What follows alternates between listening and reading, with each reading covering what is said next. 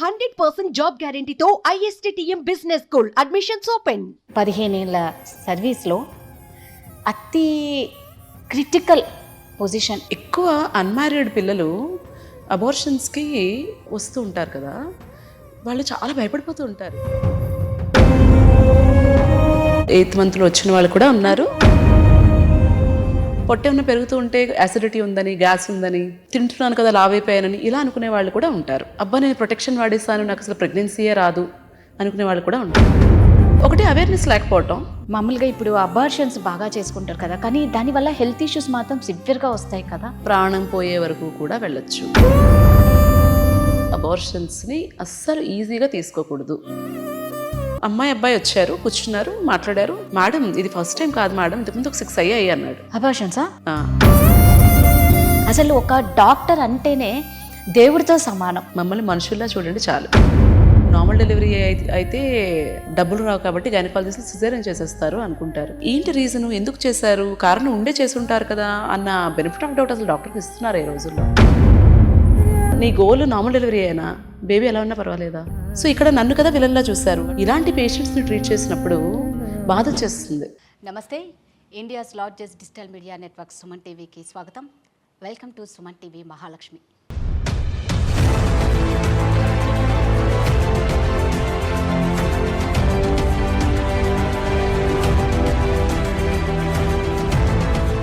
తల్లి జన్మనిస్తే డాక్టర్ పునర్జన్మనిస్తారు. ఎంత పెద్ద జబ్బు వచ్చినా సరే అండి, డాక్టర్ నవ్వుతూ ట్రీట్మెంట్ ఇస్తే ఆ పేషెంట్కి కొండంత ధైర్యం వస్తుంది. అర్ధరాత్రి అనక అపరాత్రి అనక ఎంత గాఢ నిద్రలో ఉన్నా సరే అండి, ఒక్క కాల్తో డాక్టర్ రియాక్ట్ అయిపోయి ఎంత అలర్ట్గా సర్జరీ చేయాలంటే అది చిన్న విషయం కాదు. అందుకే డాక్టర్లను దేవుళ్లతో సమానం అంటారు. మమ్మల్ని దేవుళ్లతో పోల్చకపోయినా పర్లేదు, కానీ ఒక మనిషిగా గుర్తించండి అంటున్నారు మన మహాలక్ష్మి. తన దగ్గరకు వచ్చే ప్రతి పేషెంట్ని ఒక బిడ్డలాగా, ఒక ఫ్రెండ్ లాగా ట్రీట్ చేస్తారు. అందుకే తన ట్రీట్మెంట్ కోసం ఎంతోమంది వెయిట్ చేస్తూ ఉంటారు. తనే అండి ఇవాల్టి Suman TV Mahalakshmi, gynaecologist doctor Shilpa from Vizag.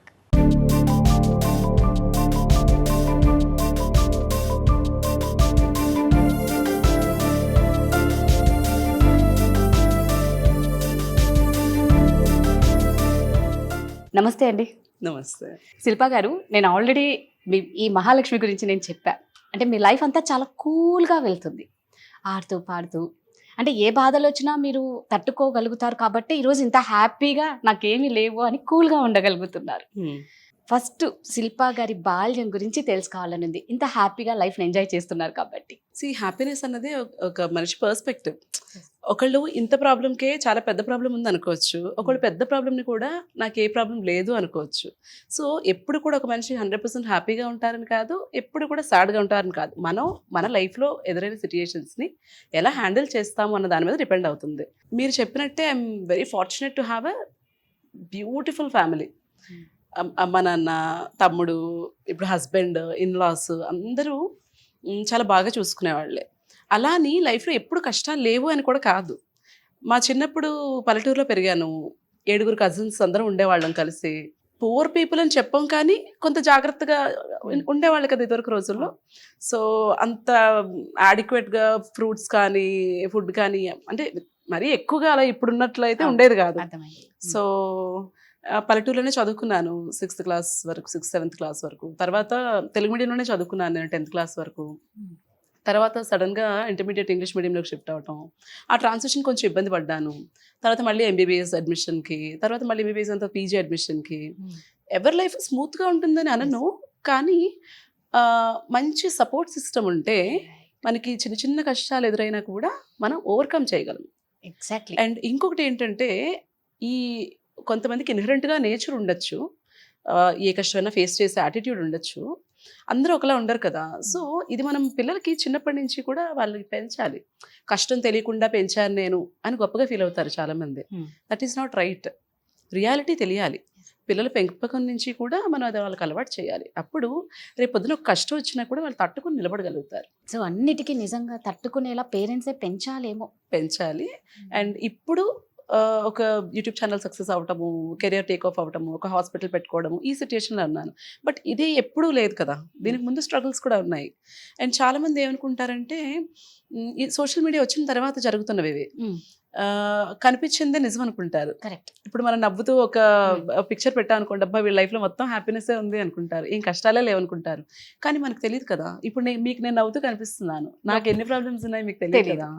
So కనిపించినంత నిజం కాదు. ఎవరు కష్టం ఫోటో తీసి పెట్టుకోరు కదా సోషల్ మీడియాలో. పెట్టుకుంటావా? మనం ఏడుస్తూ అని ఫోటో తీసి పెట్టుకోం కదా. సో ప్రతి మనిషి హ్యాపీగా ఉంటారు, వాళ్ళ కష్టాలు లేవు, నాకే కష్టాలు ఉన్నాయి. ఆ విక్టిమ్ మైండ్ సెట్ అనేది మాత్రం నాకు నచ్చదు. దీనికి ఎగ్జాంపుల్ ఏంటంటే, ఒక లేడీని నేను ట్రీట్ చేశాను, మేబీ 1 year అయినట్టుంది. చాలా మందిని పేషెంట్స్ని చూస్తాం కదా, అన్ని గుర్తుండవు, బట్ కొన్ని ఇన్సిడెంట్స్ గుర్తుండిపోతాయి. ఆవిడ ఏంటంటే చాలా దీనమైన స్థితిలో ఉన్నాను, నేను చాలా హెల్ప్లెస్ అని చాలా వీక్గా వచ్చారు. ఏమైందమ్మా అంటే, ఇక్కడ ఇంత దెబ్బ ఉంది. ఏమైందమ్మా అంటే, మా బాబు కొట్టేశాడమ్మా నిన్ను నన్ను అని చెప్పాడు. ఏం చదువుతున్నాడు అంటే ఇంజనీరింగ్ చదువుతున్నాడు. ఇంజనీరింగ్ చదువుతున్న బాబు 40 ఏళ్ల తల్లిని కొట్టడం ఏంటి, ఎందుకు అలా అయింది అంటే, ఏం చేస్తావమ్మా నా పరిస్థితే అంతా, నా హస్బెండ్ నన్ను వదిలేసి వెళ్ళిపోయారు, మరి ఈ హస్బెండ్ లేనప్పుడు పిల్లలు ఎలా ఉంటారు, ఇలాగే కదా ఉంటారు, ఎందుకు ఉండాలి, అదే కదా, ఎందుకు ఉండాలి, మిమ్మల్ని మీరు నేను పెథటిక్, నాకు చేత కాదు, నేను ఇంతే అని మీరు యాక్సెప్ట్ చేసి మీరు ఒక వీక్ ఉమెన్ అయినప్పుడు ఆటోమేటిక్గా మీ పిల్లలు కూడా మిమ్మల్ని అలాగే చూస్తారు.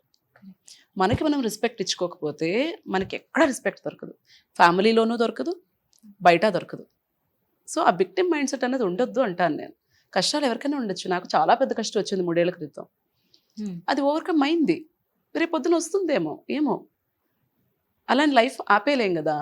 అయ్యో నాకే ఎందుకు ఇలా వచ్చింది అని ఉండిపోతే ముందుకు ఎలా వెళ్తాం, ముందుకు వెళ్ళలేం కదా. అంటే గైనకాలజిస్ట్ డాక్టర్ కాబట్టి రకరకాల కేసెస్ చూసింటారు శిల్ప గారు.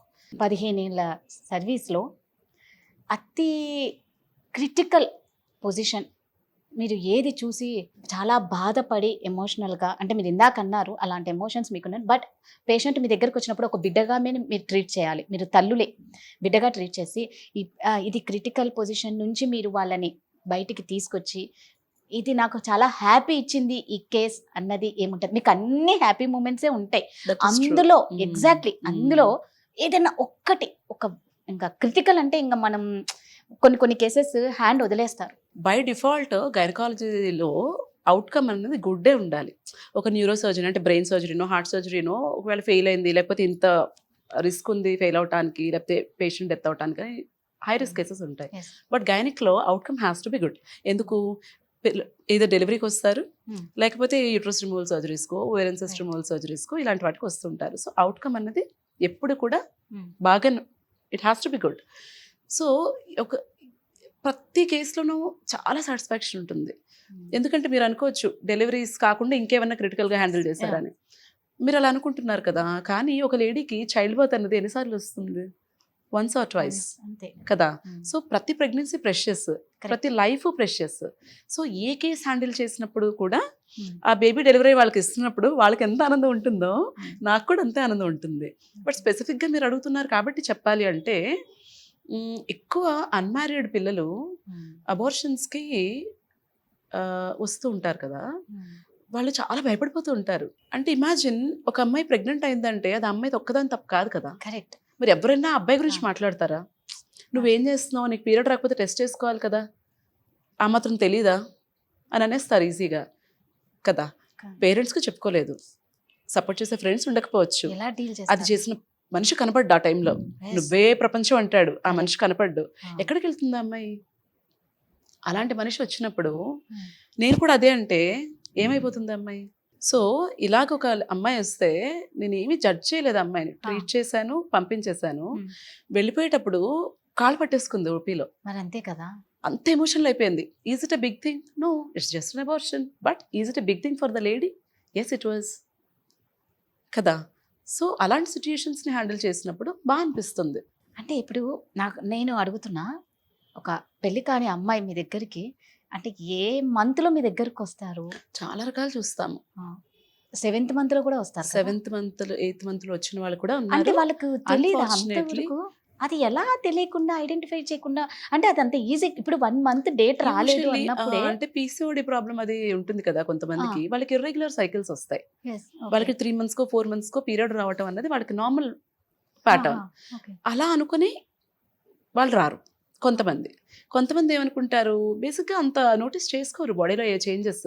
పొట్ట ఏమైనా పెరుగుతూ ఉంటే యాసిడిటీ ఉందని, గ్యాస్ ఉందని, Hmm, లేకపోతే తింటున్నాను కదా లావైపోయానని ఇలా అనుకునే వాళ్ళు కూడా ఉంటారు. okay. మూడో కేటగిరీ, కాండం ఏదో వాడేసి అబ్బా నేను ప్రొటెక్షన్ వాడేసాను, నాకు అసలు ప్రెగ్నెన్సీయే రాదు అనుకునే వాళ్ళు కూడా ఉంటారు. అంటే కాండం వాడినా కూడా ప్రెగ్నెంట్ అయ్యే ఛాన్స్ ఉందా? చాలా 14 to 15% ఫెయిల్యూర్ రేట్ ఉంటుంది కాండంకి. ఇదంతా కొంత అవేర్నెస్ లేకపోవటం వల్ల. Exactly. అండ్ చదువుకున్న వాళ్ళు కూడా వస్తారు. ఈవెన్ నర్సెస్ కూడా కొంతమంది 5th month 6th month detect అయ్యి వస్తారు. నర్సెస్ కూడా నర్సెస్ కూడా ఇట్స్ జస్ట్ బ్యాడ్ లక్. అదే, అంటే అంతే. ఒకటి అవేర్నెస్ లేకపోవటం, Hmm. అండ్ సెక్స్ ఎడ్యుకేషన్ కూడా లేదు కదా, అంత అస్సలు. ప్రివలెన్స్ లేదు కదా మన దగ్గర. అవును. ఇంట్లో వాళ్ళు మాట్లాడరు. Exactly. వీళ్ళేమో డాక్టర్ దగ్గరికి వెళ్ళి ఏదైనా తెలుసుకుందామని అనుకోరు. ఆ అబ్బాయికి నాలెడ్జ్ ఉండదు, అమ్మాయికి నాలెడ్జ్ ఉండదు. కాకపోతే అన్ఫార్చునేట్లీ సఫర్ అయ్యేది అమ్మాయే అవును. కదా. సో ఇలాంటి కారణాలు చాలా ఉంటాయి. కొంతమంది అమ్మాయిలు, పెళ్లి కాని అమ్మాయిలు, వాళ్ళకి తెలియకుండా ఏ 7th మంత్లోనో 8th మంత్లోనో వస్తే అప్పుడు వాళ్ళు ఏం చేయనీకి లేదు ఏమి కదా. చెయ్యలేరు, లీగల్గా కూడా ఏమి చెయ్యకూడదు.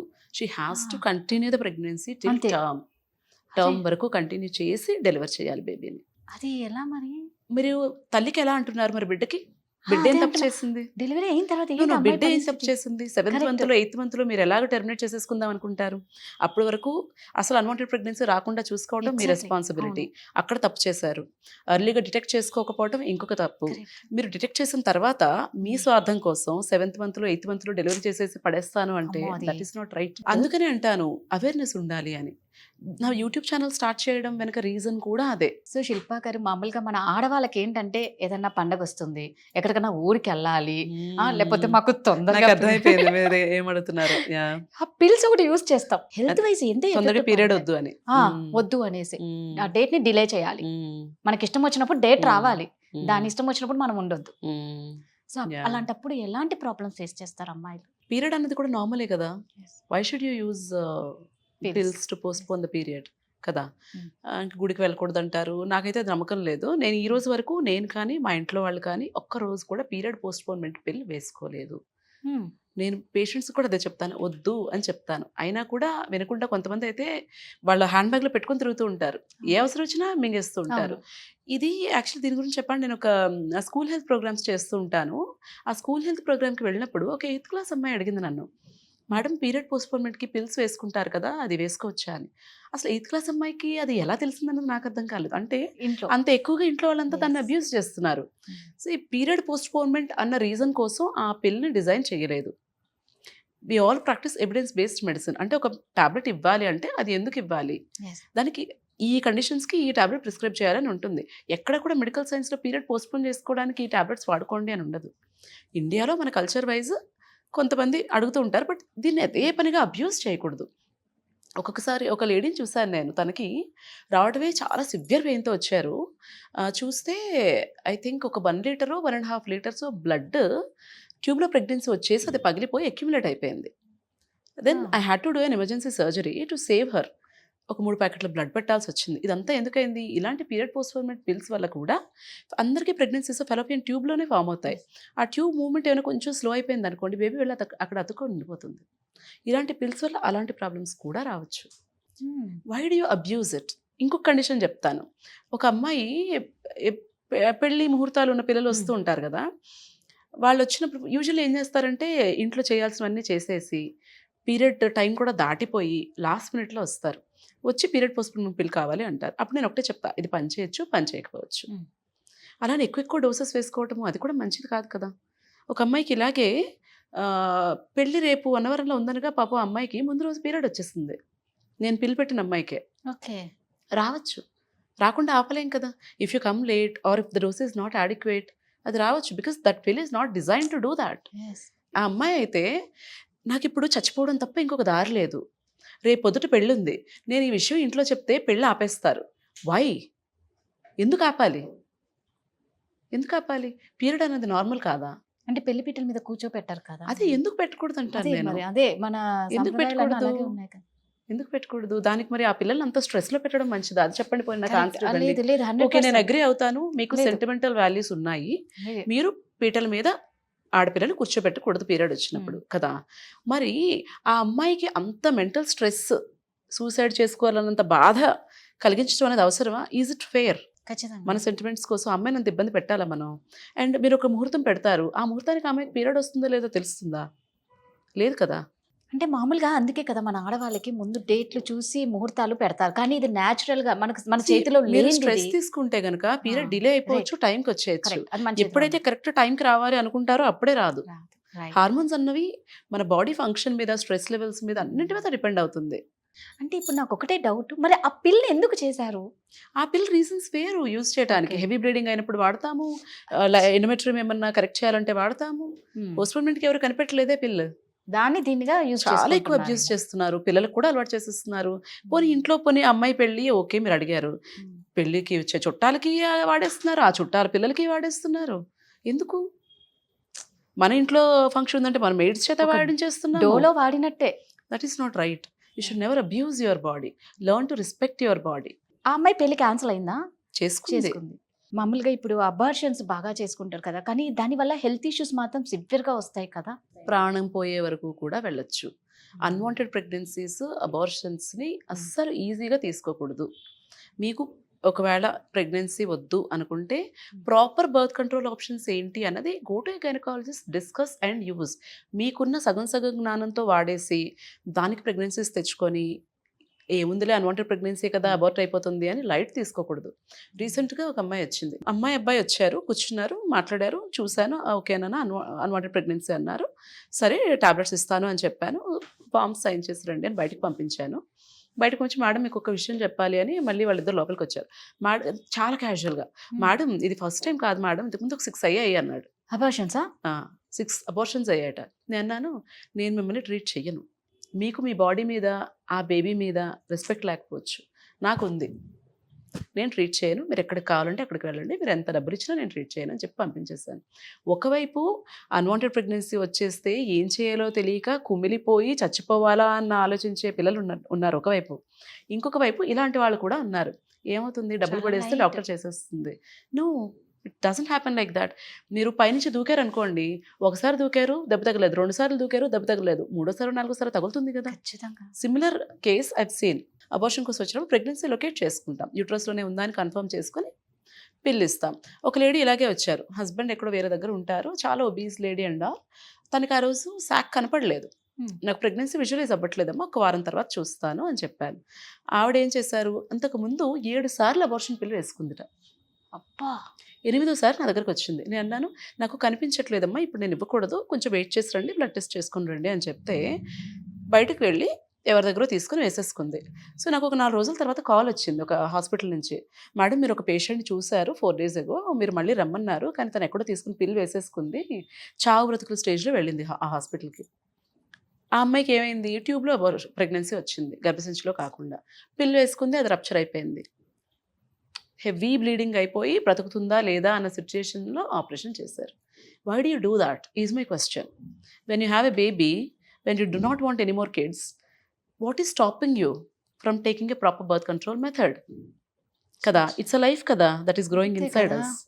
ఎలాగా ఒకసారి 2 సార్లు 3 సార్లు 4 సార్లు 5 సార్లు అబ్బబ్బా. ఎలా అలా? క్షణిక సుఖానందం కోసం జీవితాలు, ప్రాణాలు పోగొట్టుకుంటున్నారు. అల్టిమేట్‌గా పోయేది ఆడవాళ్ళు ప్రాణాలే. I'm not saying sex is not important, but okay go have respect your body is అదే కదా. All I'm saying. Consult doctor, use proper precaution. Is it that difficult? ఒక రోజు ఒక బర్త్ కంట్రోల్ పిల్ వేసుకోవడం డిఫికల్టా, లేకపోతే ఒక కాపర్టీ లూప్ పెట్టుకోవడం డిఫికల్టా? Is it difficult? లేదు 2 పిల్లలు ఉన్నారు, ఒక సగం పూట సెలవు పెట్టి ఫ్యామిలీ ప్లానింగ్ ఆపరేషన్ చేయించుకోవడం డిఫికల్టా? What is stopping you from doing that? So ఆ అమ్మాయి సేఫ్ అయిపోయిందా సర్జరీ అయిన తర్వాత? ఫైనల్లీ ఆవిడ బతికారు. అసలు ఒక డాక్టర్ అంటేనే దేవుడితో సమానం. ఖచ్చితంగా. అంటే దేవుడు తల్లి కడుపు నుంచి జన్మనిస్తే ఆ తల్లి కడుపు నుంచి బయటకు వచ్చిన తర్వాత బతికిచ్చేది డాక్టరే. సో నిజంగా అందుకే మిమ్మల్ని దేవుళ్ళతో సమానం అని అంటారు. I disagree with that. ఎందుకు? సొసైటీ చాలా చేంజ్ అయిపోయింది, మనుషుల యాటిట్యూడ్ చాలా చేంజ్ అయిపోయింది. మమ్మల్ని దేవుళ్ళ చూడక్కర్లేదు, మమ్మల్ని మనుషుల్లా చూడండి చాలు. ఎందుకండి? మేము చేసే పనికి రెస్పెక్ట్ ఇవ్వండి చాలు. ఇప్పుడు చాలామంది ఏమనుకుంటారు, నార్మల్ డెలివరీ అయితే డబ్బులు రావు కాబట్టి గైనకాలజిస్టులు సిజేరియన్ చేసేస్తారు అనుకుంటారు కదా. అసలు నిజంగా కారణం ఉండి చేశారా, కారణం లేకుండా చేశారా ఏమీ ఆలోచించరు. డాక్టర్స్ ఉన్నారు, దోచుకుంటారు. ఇలాగే ఆలోచిస్తారు తప్పితే ఏంటి రీజను, ఎందుకు చేశారు, కారణం ఉండే చేసుంటారు కదా అన్న బెనిఫిట్ ఆఫ్ డౌట్ అసలు డాక్టర్కి ఇస్తున్నారు ఈ రోజుల్లో. చాలా వరకు డాక్టర్స్ని డబ్బులు దోచుకునే వాళ్ళలాగా చూసేస్తున్నారు. That attitude is not right. నేనేమంటానంటే ప్రతి పనిలోనూ దైవత్వం ఉంటుంది. ఇప్పుడు మీ కెమెరామ్యాన్ ఉన్నారు, ఆయన పని ఆయన కరెక్ట్గా చేయాలి, ఆ పనిలో దైవత్వం ఉంటుంది. సో నేను స్పెషల్, నేను దేవుణ్ణి, నేను ఏదో గొప్ప పని చేస్తాను అని నేను అన్ను. నేను చేసే పని నేను బాగా చేస్తే నేను దేవుడే, మీరు చేసే పని మీరు బాగా చేస్తే మీరు దేవుడే. I don't believe in God, but I believe in people. So మమ్మల్ని దేవుళ్ళ చూడక్కర్లా, మనుషుల్లా చూసి మా పనికి రెస్పెక్ట్ ఇస్తే చాలు. ఇంతలాగా చెప్తున్నానంటే చూసుంటాం మేము. అదే అర్థమవుతుంది. ఇప్పుడు అన్ని స్టోరీస్ షేర్ చేయడానికి టైం సరిపోదు. అర్థమైపోతుంది. అన్నం బ్రీఫ్గా నేను చెప్పాలంటే, ఒక అమ్మాయి ప్రీవియస్ 3 ప్రెగ్నెన్సీస్ లాస్ అయిపోయాయి, తర్వాత కన్సీవ్ అవ్వట్లేదని వచ్చారు. మెడిసిన్ పెట్టాను, కన్సీవ్ అయింది, ప్రెగ్నెన్సీ కంటిన్యూ అయింది, అంతా అయింది. సర్విక్స్ బాగా షార్ట్ అయిపోయింది, ఫుల్ రెస్ట్లో ఉంచాము, ప్రెగ్నెన్సీ టర్మ్ వరకు కంటిన్యూ అయింది. డెలివరీకి ట్రై చేసేటప్పుడు ఇంకేవో కండిషన్స్ ఉన్నాయి, మా బెటర్ మీకు సిజేరియన్ చేసుకోవడం సేఫ్ అన్నాను. లేదు నార్మల్ కావాలి అన్నారు. సరే మా నార్మల్ చేస్తాను అన్నాను. ఇంజెక్షన్ స్టార్ట్ చేసి వెళ్ళాను ఇంటికి. సిస్టర్కి చెప్పానమ్మా చూసుకోండి, ఫాస్ట్గా వెళ్ళకూడదు అని. వాళ్ళు ఏంటి, ఒకవేళ రెస్పాన్స్ రాకపోతే నేను సిజేరియన్ చేసేస్తానేమోనని నేను ఇంత జాగ్రత్తగా కంటికి రెప్పలా 9 నెలలు ఆ ప్రెగ్నెన్సీని కంటిన్యూ చేసి జాగ్రత్తగా అక్కడ వరకు తీసుకొస్తే, నేను ఇంటికి వెళ్ళి డ్రెస్ చేంజ్ చేసుకుని వచ్చే లోపల 3/4 బాటిల్ ఫ్లూయిడ్ పంప్ చేస్తాడు వైఫ్ బాడీలోకి. అదేంటి, నార్మల్ డెలివరీ అయిపోవాలని. పెయిన్స్ వచ్చేస్తే నార్మల్ డెలివరీ అయిపోద్ది. నీ బిడ్డ గురించి నీకు వరీ లేదా, నేను ఎందుకు అంత లెక్కలు వేసి మరీ ఆ డ్రాప్ సెట్ చేసి వెళ్ళాను. గట్టిగా పెయిన్స్ వచ్చేస్తే బేబీ ఏమైపోతుంది. వెళ్ళాను, చూశాను, పరిగెత్తుకుంటూ మళ్ళీ ఇంటికి హాస్పిటల్కి వెళ్ళాను, చూశాను బాగానే ఉంది, సెట్ చేశాను. అలా చేయకండి అని చెప్పాను. వీళ్ళు నేను ఇంటికి వెళ్ళిపోతే మళ్ళీ ఇలాగే చేస్తారనిపించి కిందనే ఉండిపోయాను రూమ్లో. అప్పుడు చెప్పాను, ఉమ్మనీళ్ళు ఏమన్నా లీక్ అయితేనా కొంచెం యాక్సిలరేట్ అవుతుంది, నార్మల్ డెలివరీ అవ్వడానికి ఛాన్స్ బాగుంటుంది అని చెప్పాను. ఇలా చెప్పి కిందకి వెళ్ళక 5 minutesలో ఫోన్ వచ్చింది, మేడం ఉమ్మనీళ్ళు లీక్ అయిపోయాయి పేషెంట్కి అని. వెళ్ళి చూశాను, ఉమ్మనీళ్ళు చక్కగా ఉన్నాయి, మెంబ్రెయిన్ లీక్ లేదు, ఏం లేదు. కింద ఫ్లోర్ మీద చూస్తే ఎన్ని నీళ్ళు ఉన్నాయి. ఏంటి అంటే బాత్రూంలోంచి బకెట్లో మగ్లో వాటర్ తీసుకొచ్చి కింద పోసేసారట. అదేంటి, ఉమ్మనీళ్ళు లీక్ అయితే నార్మల్ డెలివరీ చేస్తానన్నాను కదా అందుకు. అంటే నీ అవుట్కమ్, నీ గోల్ నార్మల్ డెలివరీ అయినా బేబీ ఎలా ఉన్నా పర్వాలేదా. సో ఇక్కడ నన్ను కదా విలన్లా చూశారు. అంటే నేనంటే కదా నమ్మకం లేదు అక్కడ. ఎందుకు, డాక్టర్లు డబ్బుల కోసం మాత్రమే సిజేరియన్ చేస్తారు అన్న ఒక అపోహ వల్ల ఇలాంటి పేషెంట్స్ని ట్రీట్ చేసినప్పుడు బాధ వచ్చేస్తుంది. ఖచ్చితంగా ఆ అమ్మాయికి ఎప్పుడెప్పుడు బేబీ పుడుతుందా అని నేను ఎంతో ఆతృతగా ఎదురు చూశాను. ఆ కప్పులు ఎలా చూశారో నేను అలా చూశాను. ఎందుకంటే అసలు ఆ వీక్ గడుస్తుందా లేదా అన్నట్టు ఉండేది తన ప్రెగ్నెన్సీ జర్నీ అంతాను. When people treat you like that, I don't want you to treat me like a God, treat me like a normal person. ఇందాక మనం అనుకున్నాం కదా, అబార్షన్ పిల్స్, కొన్ని పిల్స్ వాడటం వల్ల కూడా క్యాన్సర్ వస్తుంది అన్నారు, అది నిజమేనా? లేదు, abortion pills won't cause cancer. క్యాన్సర్కి మనం ఈ చిన్న చిన్న పిల్స్ వీటిని బ్లేమ్ చేయడం కంటే కూడా మన లైఫ్ స్టైల్ ఎలా ఉందన్నది చూసుకోవాలి. ఫస్ట్ అసలు హెల్దీ ఫుడ్ తింటున్నామా, ఎక్సర్సైజ్ చేస్తున్నామా, అండ్ రెగ్యులర్ స్క్రీనింగ్స్ ఉంటాయి. ఇప్పుడు సర్వైకల్ క్యాన్సర్ ఉంది, చాలా ఈజీ కదా డిటెక్ట్ చేసుకునే టెస్ట్, అది చేయించుకుంటున్నామా. బ్రెస్ట్ క్యాన్సర్కి చిన్న ఎక్స్రే లాంటిది, మ్యామోగ్రామ్ లాంటిది చేస్తే సరిపోతుంది కదా, అది చేయించుకుంటున్నామా. బ్రెస్ట్ క్యాన్సర్కి మ్యామోగ్రామ్ టెస్ట్ ఉంటుంది, 2 yearsకి ఒకసారి, 40 years దాటిన తర్వాత చేసుకోవాలి. ఇలాంటి చిన్న చిన్న టెస్ట్ అన్నీ మిస్ అయ్యి ఏదైనా తింటే వచ్చేస్తుందేమో, లేకపోతే ఇదేమైనా చేస్తే వచ్చేస్తుందేమో అని సిల్లీ రీజన్స్ గురించి ఆలోచిస్తాం తప్పితే మేజర్ థింగ్స్ మనం చేయాల్సినవి అండ్ రెగ్యులర్గా ప్రాబ్లం ఉన్నా లేకపోయినా గైనకాలజిస్ట్ దగ్గరికి వెళ్ళాలి, ఇలాంటివి మిస్ అయిపోతాం. సో అంటే ఇప్పుడు మామూలుగా ఇంటికి ఆడదే కాబట్టి అందం కానీ, ఆనందం కానీ, ఆ కళ కానీ ఇంటికి ఆడదే అనమాట. మీ దృష్టిలో ఎలా అంటారు? అమ్మాయి అంటేనే నిజంగా, అందుకే మహాలక్ష్మి అంటారు, ఒక ఆదిశక్తి అంటారు. అంటే ఆడవాళ్ళకి మా ఇంట్లో అలాగే ట్రీట్ చేస్తారు, ఆడపిల్లల్ని స్పెషల్గానే ట్రీట్ చేస్తారు చాలా, అబ్బాయి కంటే కూడా. అండ్ ఈ రోజు వరకు కూడా ఏదైనా సరే ఆపర్చునిటీ నాకు కానీ మా తమ్ముడికి కానీ ఇచ్చే విషయంలో మా పేరెంట్స్ ఈక్వల్గానే చూశారు. యాక్చువల్లీ మా తమ్ముడికి చేసిన దానికంటే ఎక్కువ నాకే చేస్తున్నారు పాపం ఇప్పటికీ. నాకు పాప పుట్టింది, నాకు పాప పుట్టినప్పుడు అయితే హాస్పిటల్లో వీళ్ళందరూ ఎంత గోల చేశారంటే, వాళ్ళు అన్నారు మీ ఫ్యామిలీలో అసలు ఆడపిల్ల లేదా, ఫస్ట్ టైం పుట్టిందా అని అడిగారు. సో అంత ఇంపార్టెన్స్ ఇస్తారు ఆడపిల్లలకి. బట్ దెన్ నేనేమంటానంటే, అండ్ కొంతమంది అంటారు ఆడపిల్ల ఏమన్నారు మీరు ఇందాక మహాలక్ష్మి, మహాలక్ష్మి కానీ ముందు ఒక అబ్బాయి అయిపోతే బాగుంటుంది. ఎందుకలా? అబ్బాయి అయిపోయిన తర్వాత ఆడపిల్ల మహాలక్ష్మి. ఫస్ట్ అబ్బాయే కావాలి, ఫస్ట్ అబ్బాయి ఫస్ట్ అబ్బాయి కావాలి, ఆ తర్వాత ఆడపిల్ల అయితే మాకు ఇష్టం. That is wrong. సో అక్కడ నేను అంటాను ఆడపిల్ల మహాలక్ష్మిలా ట్రీట్ చేయక్కర్లేదు, దేవుళ్ళ ట్రీట్ చేయక్కర్లేదు, treat her as equal. And ఆ ఇంటికి మెయిన్ ఆడపిల్ల అన్నారు కాబట్టి ఇక్కడ I want to tell you one thing as a doctor. ఇంట్లో తల్లి ఫస్ట్ తన హెల్త్ తను చూసుకోవాలి, అప్పుడు ఇంట్లో వాళ్ళ హెల్త్ అంతా బాగుంటుంది. అమ్మలు ఏమనుకుంటారంటే నేను స్వార్థంగా ఉండకూడదు, నేను టైంకి తినకూడదు, అందరికీ పెట్టే నేను తినాలి అనుకుంటారు. That is wrong. ఇప్పుడు ఒక టిపికల్ హౌస్ అనుకుందాము, ఫాదర్ ఏమీ వంట చేయరు కదా, మేబీ 7 o'clock 8 o'clock లేస్తారేమో, పేపర్ పట్టుకుంటారేమో, 7 వేలు కాఫీ తెచ్చిస్తుంది, అప్పటికి టిఫిన్ రెడీ చేసి ఉంటుంది. పిల్లలు అప్పుడే లేస్తారు. ఈ రోజుల్లో పిల్లలు కూడా చాలా మటుకు ఏం చేయట్లేదు. సో వాళ్ళకి అన్ని సర్ది పెడుతుంది. అంత అంటే నేనేం చెప్తున్నానంటే అప్పటి వరకు మన యాక్టివిటీ ఈజ్ వెరీ లో. మనకు అన్నిటికంటే ముందే అమ్మాయిలు ఆవిడ లెగుస్తారు, ఆవిడ పనిచేస్తారు. మనం అప్పుడే లేచి ఫస్ట్ మనకి ఫుడ్ వస్తుంది. మరి ఆవిడ ఉదయం నుంచి లేచి పనిచేస్తున్నారు కదా, ఆవిడ కదా ఫస్ట్ తినాలి. సో మీరు ఫుడ్ తీసుకోవటం టైంకి, మీరు మీ హెల్త్ గురించి చూసుకోవటం కానీ, లేదు మీరు మీ ఫ్రెండ్స్తో టైం స్పెండ్ చేయడానికి వారానికి ఒకసారి బయటకు వెళ్ళటం కానీ, రోజు ఒక అరగంట వాకింగ్కి వెళ్ళటం కానీ, ఇది సెల్ఫిష్ కాదు. Correct. Take the time for your self.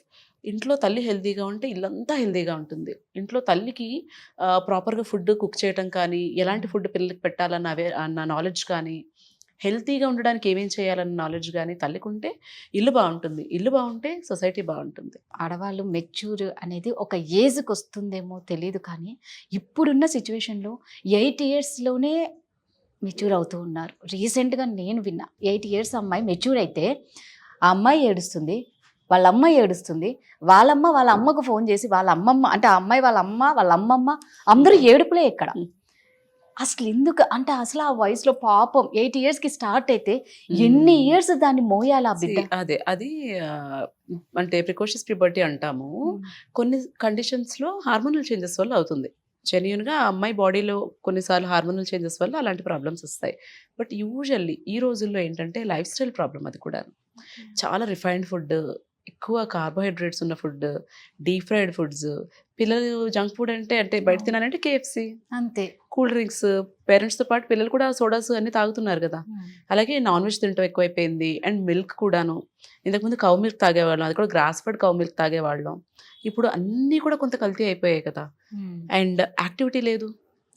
అమ్మకు ఫోను, నాన్నకు ఫోను, బిడ్డకు phone. And usual one single child, nuclear families, ఆడుకోవడానికి పిల్లలు ఉండరు. ఏదో ఒక యాక్టివిటీ ఉండాలి పిల్లలకి. అండ్ వాళ్ళు తినే ఫుడ్ కూడా మనం చూడాలి కదా. కార్న్ఫ్లేక్స్, పాలు. మనం కార్న్ఫ్లేక్స్, పాలు తిని పెరగలేదు కదా. ప్యాకెట్లోంచి ఇలా ఓపెన్ చేసుకుని తినే ఫుడ్ మనం తినలేదు కదా. Actually first thing in the morning package foods తినకూడదు. And broiler chicken. మన లెవెల్ ఆఫ్ లివింగ్ పెరిగిన తర్వాత మనం తినే ఫుడ్ క్వాంటిటీ కూడా బాగా పెరిగిపోయింది. నేను మీకు ఫస్ట్ చెప్పాను, మాకు తినడానికి సరిపడా ఉండేది, కానీ బాగుంది ఇంకొంచెం తిందామంటే అంత ఎక్కువ ఉండేది కాదు. సో ఇప్పుడు ఏంటి, అబండెన్స్. అది సరిపోతుందన్నా కూడా మనం ఇంకా కొసరి వడ్డించేస్తాం. తిను తిను తిను. ఎంత తింటున్నారు పిల్లలు, ఎంత ఖర్చు పెడుతున్నారు. యాక్టివిటీ తగ్గిపోయింది కదా బాగా. కూర్చుంటారు, టీవీ చూస్తారు, లేకపోతే టీవీలో గేమ్స్ ఆడతారు, బయటకు వెళ్ళి ఆడుకునేది తగ్గిపోయింది. వీటి వల్ల అబ్బాయిల కంటే కూడా అమ్మాయిలు ఎక్కువ ఎఫెక్ట్ అవుతారు. అమ్మాయిలు హార్మోనల్ చేంజెస్ వచ్చేస్తాయి. దానివల్ల PCOD అని, ఇన్ఫర్టిలిటీ అని, వీటన్నింటితో సఫర్ అవుతారు. ఇదే food habits changes, life style problems వల్ల అబ్బాయిలకి కూడా వాళ్ళు పెద్దయ్యాక తెలుస్తుంది. స్పర్మ్లో ప్రాబ్లమ్స్ వస్తాయి, ప్రెగ్నెన్సీస్ రావడానికి ప్రాబ్లమ్స్ వస్తాయి. ఆ తర్వాత మామూలుగా ఇప్పుడు మా లేడీస్గా ఎక్కువ జీన్స్, ఇప్పుడు అందరికి బాగా అదొక ట్రెండ్ అయిపోయింది, మంచిగా జీన్స్ వేసుకుంటారు. సో దానివల్ల కూడా జీన్స్ వల్ల ఏమన్నా ప్రాబ్లం అంటే ఆ టైట్ క్లోత్స్ వేసుకోవటం వల్ల ఏంటంటే ఎయిర్ సర్క్యులేషన్ అన్నది ప్రైవేట్ పార్ట్స్ దగ్గర సరిగ్గా జరగదు. దానివల్ల వెజనల్ ఇన్ఫెక్షన్స్ కానీ, యూరిన్ ఇన్ఫెక్షన్స్ కానీ రావడానికి ఛాన్స్ ఉంటుంది. సో మనం వాటర్ ఎక్కువ తీసుకోవాలి అని అంటారు, ఓకే. బట్ ఆఫీస్ ప్లేసెస్లో లేదంటే ఎక్కడైనా బయటకు వెళ్ళినప్పుడు ఏమైపోతుందంటే యూరిన్ని స్టాప్ చేసుకుంటారు. Wrong habit again. అండ్ ఇంకా ఏం చేస్తారు, వాళ్ళే ఉదయం ఆఫీస్కి వచ్చారనుకోండి, వాష్రూమ్స్ క్లీన్గా ఉండవనో ఏదో రీజన్కి ఉదయం నుంచి ఈవినింగ్ వరకు వాటర్ తాగరు. ఇంటికి వెళ్ళగానే 1 లీటర్ వాటర్ తాగేస్తారు, తాగేస్తాం వాటికి అనుకుంటారు. That is not right. మీరు throughout the day at regular intervals water తీసుకుంటూ ఉండాలి. అలాగే at regular intervals urine pass చేసేస్తూ ఉండాలి. అప్పుడే ఇన్ఫెక్షన్స్ రాకుండా ఉంటాయి. సో ఇప్పుడు మామూలుగా మొబైల్స్ మనం చూసుకుంటే పక్కన పెట్టుకొని పడుకోవడం, లేదు అంటే కొంతమంది లేడీస్ బ్లౌజ్ లో, అంటే ముఖ్యంగా మెయిడ్స్ చూస్తాం మనం, బ్లౌజ్ లో పెట్టేసుకుంటారు. Even cell phones pant pocket లో పెట్టుకోవడం కూడా నాట్ ఎ గుడ్ హ్యాబిట్. దానివల్ల కూడా స్పర్మ్స్ అవి డ్యామేజ్ అవ్వచ్చు. ఇప్పుడు మెయిల్ ఇన్ఫర్టిలిటీ కూడా బాగా పెరిగిపోతుంది కదా. Yes. ఒకటి స్మోకింగ్, ఆల్కహాల్, ఈ రేడియేషన్ ఎక్స్పోజర్, పొల్యూటెడ్ ఎన్వైరన్మెంట్. మనం చేయగలిగినవన్నా మనం చేయాలి కదా. Correct. ఎయిర్ పొల్యూషన్ అయినా కరెక్ట్ చేసేయగలమా? చేయలేం కదా. చిన్న చిన్న చేంజెస్ మనం చేసుకోగలిగేవి మనం చేయాలి. పడుకునేటప్పుడు ఫోన్ కొంచెం దూరంగా పెట్టుకోవటము, అవసరం లేకపోతే ఇంట్లో రౌటర్స్ అవి ఆఫ్ చేసుకోవటము, అన్నెసరీ వైఫై అవసరం లేనప్పుడు ఆఫ్ చేసుకోవటము, ఇలాంటి చిన్న చిన్న చేంజెస్ చేసుకుంటే మంచిది. సో ఇప్పుడు మామూలుగా ఇప్పుడు ప్యాడ్స్ పెట్టుకోవడం వల్ల కొన్ని డిసీజ్ వస్తాయి అని అంటారు. ఇప్పుడు కప్స్ కూడా వస్తున్నాయి కదా. అంటే ప్యాడ్ పెట్టుకోవడం వల్ల డిసీజ్ వస్తుంది, కప్ పెట్టుకోవడం వల్ల డిసీజ్ ఉండదు అని కాదు. ప్యాడ్స్ కూడా యూస్ చేసుకోవచ్చు. రెగ్యులర్గా 4 to 6 hours ప్యాడ్ని ప్రాపర్గా డిస్పోజ్ చేసేయాలి. ప్రైవేట్ పార్ట్స్ అనేది క్లీన్గా ఉంచుకోవాలి. చక్కగా పీరియడ్ టైంలో కూడా వాటర్ తీసుకోవాలి, హెల్దీ ఫుడ్ తీసుకోవాలి, ఇవన్నీ పాటించాలి. Menstrual cup is a very good alternative. మనం భూమి మీదకి వచ్చినప్పుడు మన భూమి ఎలా ఉందో దానికంటే బెటర్గా తయారు చేసి మనం ఇవ్వలేము మన పిల్లలకి కానీ మన తర్వాత జనరేషన్స్కి కానీ. అట్లీస్ట్ దాన్ని పాడు చేయకుండా ఇస్తే చాలు. అలాంటివి చెయ్యాలంటే చిన్న చిన్న చేంజెస్. ప్లాస్టిక్ వాటర్ బాటిల్స్లో తాగకపోవడం, ఎక్కడికైనా బయటకు వెళ్ళామంటే ఒక స్టీల్ వాటర్ బాటిల్ క్యారీ చేయండి. పిల్లలకి ఏ డైపర్స్ అవసరం ఉన్నా లేకపోయినా వేయకండి. మీరు కూడా శానిటరీ ప్యాడ్ మానేసి మెన్స్ట్రువల్ కప్కి స్విచ్ అవ్వండి. మన హెల్త్కి బాగుంటుంది, ఎన్వైరన్మెంట్కి కూడా మంచిది. ఎనీహౌ మీ వాల్యుబుల్ టైం మాకు ఇచ్చినందుకు, వైజాగ్ నుంచి వచ్చారండి, నిజంగా మీకు చాలా చాలా చాలా thank you Thank you for inviting me. Much అండి. చూసారు కదండి, ఇవాళ మహాలక్ష్మితో బోల్డ్ అన్ని ముచ్చట్లు, బోల్డ్ అంత నాలెడ్జ్ పెంచుకున్నాం. సో మరో వారం మరో మహాలక్ష్మితో కలుద్దాం. అంతవరకు సెలవు, నమస్కారం. సుమన్ టీవీలో మీ పర్సనల్ అండ్ బిజినెస్ ప్రమోషన్స్ కోసం కింది నెంబర్కి కాంటాక్ట్ చేయండి.